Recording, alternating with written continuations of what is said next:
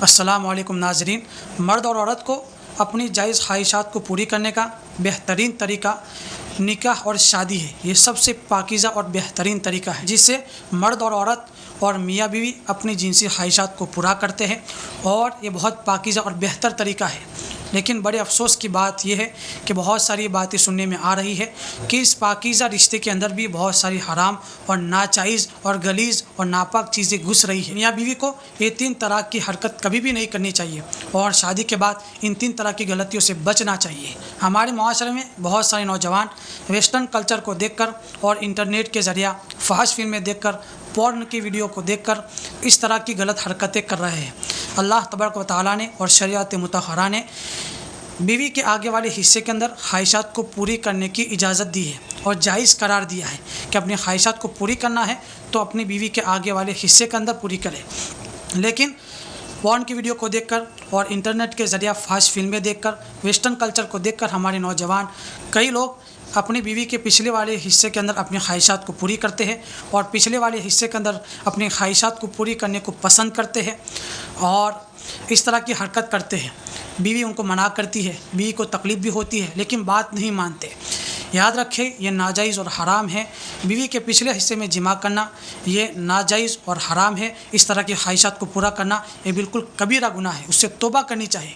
ایک نفیس طبیعت والا اور ایک شریف الطبع انسان اس طرح کی حرکت نہیں کر سکتا۔ اللہ تعالیٰ نے بیوی کے آگے کی شرمگاہ کے اندر، آگے والے حصے کے اندر ضرورت پوری کرنے کی اجازت دی ہے، تو ہم اسی کے اندر اپنی خواہشات کو پورا کریں۔ اور پیچھے والے حصے کے اندر جماع کرنے سے، یہ حرام کاری کرنے سے بہت ساری بیماریاں پیدا ہوتی ہیں، بہت سارے نقصانات ہوتے ہیں۔ دوسری یہ غلطی کبھی بھی نہ کریں کہ اورل سیکس کبھی بھی نہ کریں۔ اورل سیکس کرنا بھی بالکل ناجائز ہے، بالکل درست نہیں ہے۔ اورل سیکس کا مطلب یہ ہے کہ اپنی شرمگاہ کو بیوی کے منہ کے اندر ڈالنا، یا بیوی کی شرمگاہ کو اپنے منہ میں لینا، چاٹنا، اس سے بھی بچنا چاہیے۔ یہ جانوروں سے بھی گئی گزری حرکت ہے کہ شرمگاہ سے ناپاک چیزیں نکلتی ہیں، بہت ساری ناپاک چیزیں نکلتی ہیں، پیشاب ہے، منی ہے، مزی ہے، حیض ہے، نفاس ہے، اور اس کو منہ میں ڈالنا یا منہ میں لینا، یہ کتنی غلیظ اور ناپاک حرکت ہے۔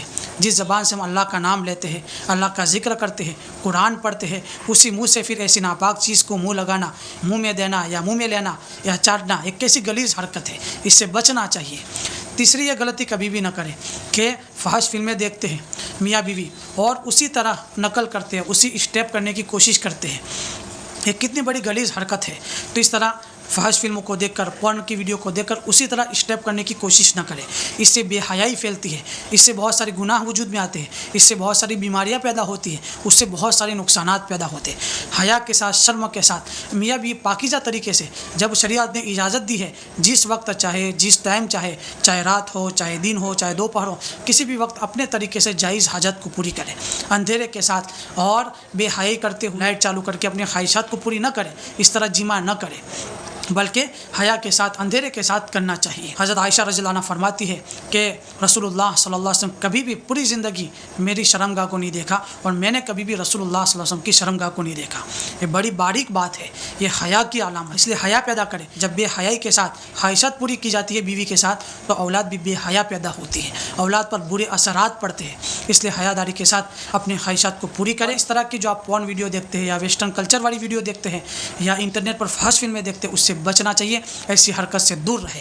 اللہ تعالیٰ میری اور آپ کی اور ہماری نسلوں کی حفاظت فرمائے، اور ان 3 حرکتوں سے میری اور آپ کی اللہ تعالیٰ حفاظت فرمائے، اور اس سے ہمیں بچنا چاہیے۔ آگے بھی شیئر کریں تاکہ اور بھی لوگوں کو فائدہ ہو۔